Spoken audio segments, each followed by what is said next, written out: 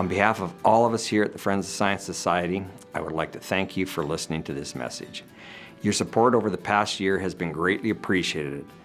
For some of you, that support goes back to our inception in 2002. This will be my 4th year as president, and I am looking forward to another year of working with the exceptional people that make up this small but important organization. We have a lot of work to do, and your continued support will be needed. We are in our 23rd year of operation. As a nonprofit, primarily volunteer organization, Friends of Science Society has learned to run on a shoestring budget. There is no big oil funding. The board of director positions are entirely voluntary. Money does not drive this board. Our goals are simple. We want to provide a better future for our children and grandchildren. That happens through open dialogue on climate change and a whole host of other subjects related to the net zero obsession. That happens through a thorough review of all the available data. The mainstream narrative is a simplistic, unscientific, all CO2, all the time narrative, which ignores the dynamics of the complex, chaotic climate system. A better future for our children and grandchildren happens through a return to fiscal responsibility. We need to stop wasting trillions of taxpayer dollars on green initiatives that will produce no measurable change in temperatures in the future. Measures that burden taxpayers with debt and enrich green crony capitalists. We need to restore common sense, human rights, civil debate, and a full cost-benefit analysis for our public policies. I'm going to focus in on the cost-benefit analysis of net zero. Our governments, those in power and or in opposition, should be transparent and do that for us. Sadly, there is no momentum from either side of the aisle to do a proper cost-benefit analysis. Luckily, our federal government has laid out the necessary information to do a pro forma net zero cost-benefit analysis. The starting point is the 2022 federal government's budget report. The net zero cost estimate at the time was $125 to $140 billion every year until 2050. Previous expenditures were in the $15 to $25 billion range per year. Where is that 6 to 8-fold increase going to come from? Yep, the taxpayer, our children and grandchildren, through unnecessary debt and inflation. Now, here is the first step in producing a net zero cost-benefit analysis based on official government numbers. At $125 billion per year, taxpayers will spend $3.5 trillion on net zero. That number goes up to $3.92 trillion at $140 trillion per year. Given the government's penchant to overspend, I will use the $3.92 trillion number. For the record, McKinsey & Company and the Fraser Institute, Vaclav Smil, have estimated the costs at $5.7 and $8.3 trillion, respectively, based on our 1.5% share of global emissions. Step 2 layers in the cost of climate change. On November 8, 2022, the federal government's Parliamentary Budget Office released its Global Greenhouse Gas Emissions and Canadian GDP report.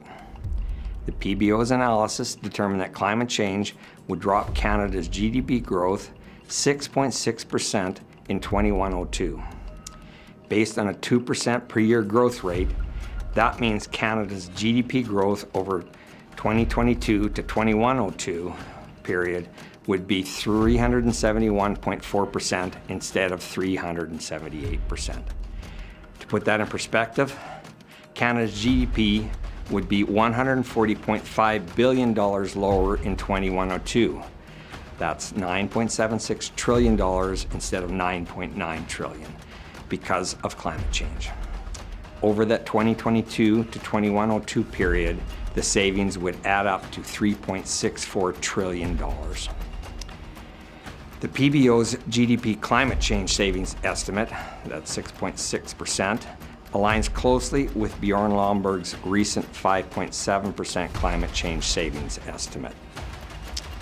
Both parties use the implausibly realistically impossibly high SSP 5-8.5 emission scenario. A more reasonable emission scenario, SSP 2-4.5, would lead to a lower estimate of climate change savings. The simplified cost-benefit analysis: taxpayers will pay $3.92 trillion by 2050 and realize a $3.64 trillion savings, $3.41 trillion of which is post-2050. Net zero will cost the taxpayer $280 billion undiscounted. To put this in perspective, this would be like you, the listener, lending me $10,000 per year until 2050. I promise my grandkids will pay your grandkids the full $250,000 back on a payment plan proportionate to our government estimated climate change benefits, the blue curve shown earlier. No interest, but that is still a better deal than a net zero. Considering the time value of money puts the cost-benefit analysis in proper perspective. Discounted at 3%, net zero expenditures drop to $2.63 trillion, and climate change savings drop to just $0.70 trillion. Realistically, net zero costs the taxpayer $1.93 trillion based on a 3% discount. And what do we get for those wasted trillions of dollars? Not much. Canada's contribution to temperature rise at the turn of the century will be an insignificant, unmeasurable, plus or minus 0.004 degrees centigrade. That estimate comes from the Linz and Happer and Van Wijngaarden's 2024 Net Zero Averted Temperature Increase paper and incorporates the IPCC's unsubstantiated positive water vapor feedback science. That works out to $9.8 trillion for every 1/100th of a degree centigrade temperature rise averted. In what reality does net zero make technical or economic sense, assuming we even have the raw materials to achieve net zero? I personally do not believe the cost-benefit analysis should stop there. Achieving net zero means nothing without maintaining that net zero status. Maintaining net zero will likely cost us as much or more than achieving net zero. In an optimistic scenario, renewable energy options, wind, solar, battery storage, electric vehicles, etc., will need to be replaced a couple of times post-2050, based on a generous 25-year life cycle. How much will that cost? I'm not sure, but it will be trillions more, and no one is talking about it.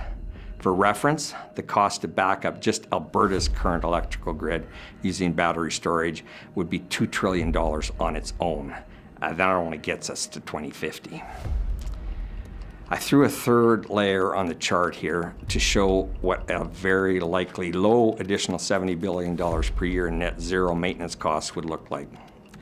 The undiscounted costs, 2051 to 2102, adds up to $3.64 trillion. 0.80 trillion discounted at 3%. That takes our combined costs to $7.56 trillion undiscounted and $3.43 trillion discounted at 3%. And unfortunately, maintaining net zero does not add to future temperature reductions to climate change savings.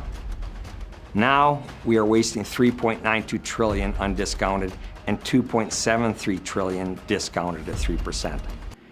The temperature rise reduction stays at plus or minus 0.004 degrees C, and now we are at $18.9 trillion for every 1/100th of a degree centigrade temperature rise averted.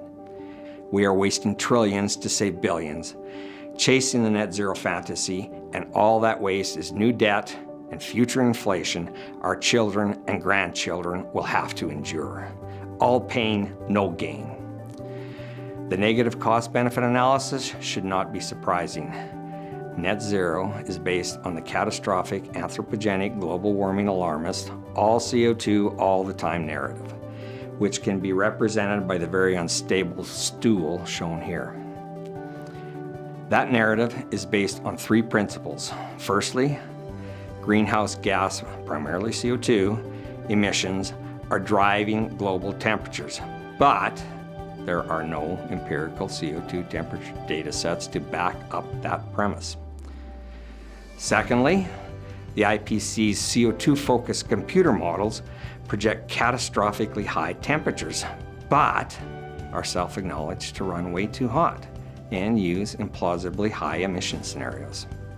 And thirdly, rising CO2 emissions will lead to extreme weather enhancements, more and stronger events, but the empirical data shows the opposite.